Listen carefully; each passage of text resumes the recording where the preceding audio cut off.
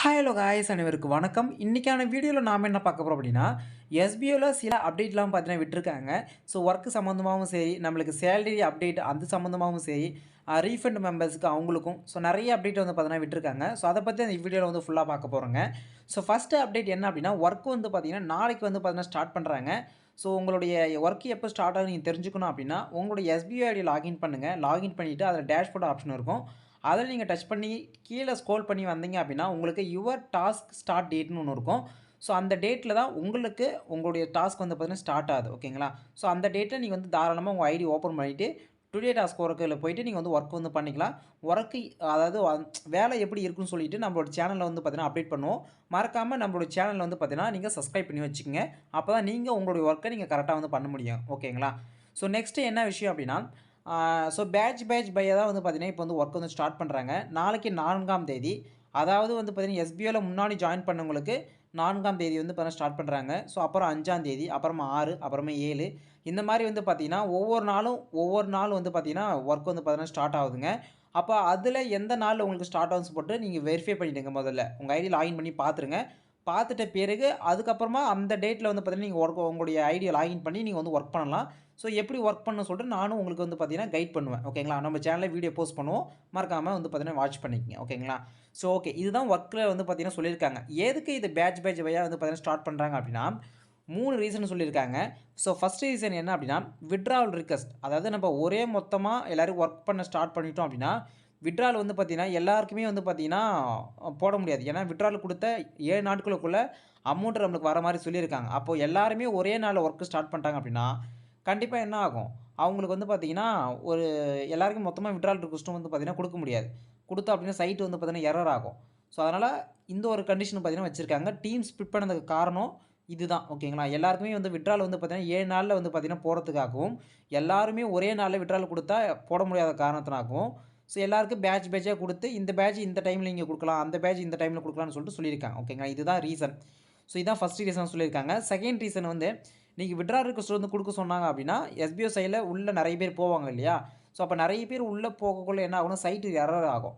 So, அந்த மாரி error வராததுக்கு தவிர்க்கிறதுக்காகவும், so இந்த ஒரு விஷயத்த பேட்ச் பை பேட்ச்சா வந்து பார்த்தீங்கன்னா பிரிச்சிருக்காங்க. ஸோ, செகண்ட் விஷயம் சொல்லியிருக்காங்க.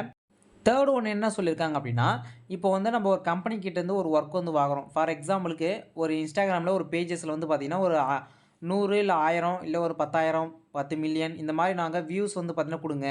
இல்லன்னா வந்து ஒரு ஃபாலோவர்ஸ் வந்து ஏத்தி குடுங்கன்னு சொல்லிட்டு ஒரு கம்பெனி வந்து கேட்குறாங்க அப்படின்னா, நம்ம என்ன பண்ணுவோம்? எல்லார்கிட்டயும் இந்த ஒர்க்க குடுக்கறதுக்கு பதிலா பேட்ச், அதாவது இந்த பேட்ச் ஃபர்ஸ்ட் பேட்ச்க்கு இந்த ஒர்க்க குடுத்தா இது கம்ப்ளீட் பண்ணிடலாம். தேர்ட் பேட்ச்க்கு இந்த ஒர்க்க குடுத்தா அவங்க இத கம்ப்ளீட் பண்ணிடுவாங்க. ஸோ அந்த மாரி ஒர்க்க வந்து பார்த்தீங்கன்னா, நம்மளுக்கு ஈஸியா ஆக்குறதுக்காகவும் இவங்க என்ன பண்ணியிருக்காங்கன்னா, டீம் வந்து பார்த்தீங்கன்னா ஸ்ப்ளிட் பண்ணியிருக்காங்க பேட்ச் பையா. ஓகேங்களா? ஸோ இதுதாங்க. ஓகேங்களா? அப்ப பேட்ச் பையா ஒர்க்க ஸ்டார்ட் பண்றதுக்கு இந்த 3 ரீசனுமே வந்து பார்த்தீங்கன்னா சொல்லியிருக்காங்க.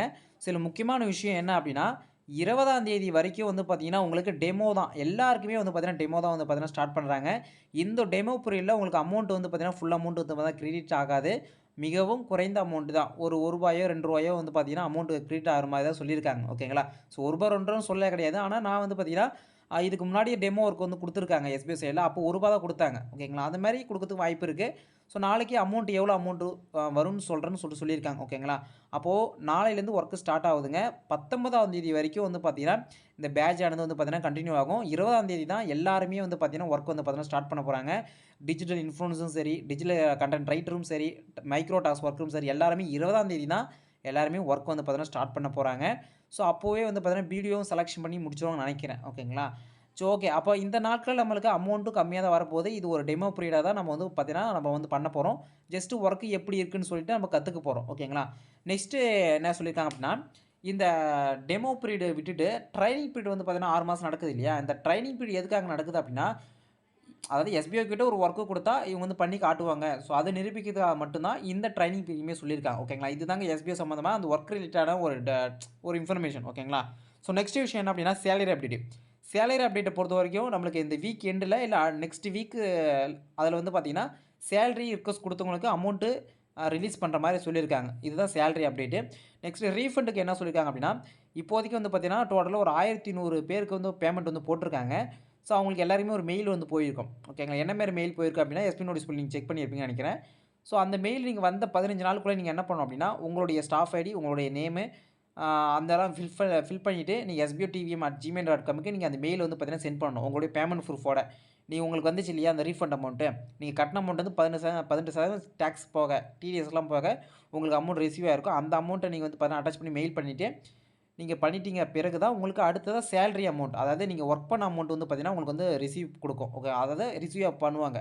ஸோ அடுத்த 2 நாள்லயே உங்களுக்கு கிடைச்சிரும். இன்னைக்கு மெயில் பண்றீங்க அப்படின்னா, அடுத்து ஒரு 3 நாள், 1 வீக்குள்ள உங்களுக்கு அமௌண்ட் வந்துரும். நீங்க ஒர்க் பண்ண அமௌண்ட் ஓகேங்களா? ஸோ இதுதாங்க ரீஃபண்ட் மெம்பர்ஸ்க்கு சொல்லியிருக்காங்க. இப்போதைக்கு இந்த 13 சொன்னாங்க இல்லையா? 13 கண்டிஷன் வச்சு அப்செட், ரிஜெக்ட் குடுத்தவங்களுக்கு தான் இப்போ மெயில் பண்ணியிருக்காங்க. ஸோ அடுத்தடுத்த வாரங்கள்ல மெயில் இன்னும் யாராருக்கெல்லாம் பண்ணாம இருக்காங்களோ, அவங்களாம் ஒன் பை ஒன்னா வந்து பார்த்தீங்கன்னா, மெயில் வந்து அனுப்புவாங்க. ஸோ இப்போ புதுசா பண்றவங்களுக்கு, அதாவது புதுசா இப்ப ரீஃபண்ட் அப்ளை பண்ணியிருக்காங்க இல்லையா? அவங்களுக்குமே மெயில் தான் போகும். எல்லாருமே ரீஃபண்ட் அப்ளை பண்ணவங்க எல்லாருக்குமே மெயில் தான் போகும். அந்த மெயில நீங்க என்ன பண்ணணும் அப்படின்னா, உங்களுடைய அதாவது ஒரு பிடிஎஃப் அனுப்புவாங்க. அந்த பிடிஎஃப்பை நீங்க ஸ்கேன் பண்ணி, நீங்க என்ன பண்ணணும் கையெழுத்து போட்டு நீங்க எஸ்பிஐக்கு அனுப்பணும். அத வெரிஃபை பண்ணி உங்க அதாவது நீங்க பேமெண்ட் பண்ண அமௌண்ட் தருவாங்க. அதுக்கப்புறமா அது வந்துட்ட பிறகு நீங்க திரும்பியும் ஒரு மெயில் வந்து பண்ணணும். எனக்கு நான் பே பண்ண அமௌண்ட் எனக்கு வந்துருச்சு. திரும்பி ஒரு மெயில் பண்ணா மட்டும் தான் உங்களுக்கு அடுத்தது உங்க சேலரி அமௌண்ட் குடுப்பாங்க. ஓகேங்களா? ஸோ இதாங்க எஸ்பிஐல வந்திருக்க அப்டேஷன். இதுல ஏதாச்சும் டவுட் இருந்துச்சுன்னா மறக்காம கமெண்ட் செக்ஷன்ல கமெண்ட் பண்ணுங்க. ஸோ அடுத்த வீடியோ சந்திக்கிறேன். அன்பு அன்பு அன்பு அன்பு அஃபிஷியல். தேங்க்ஸ். By by.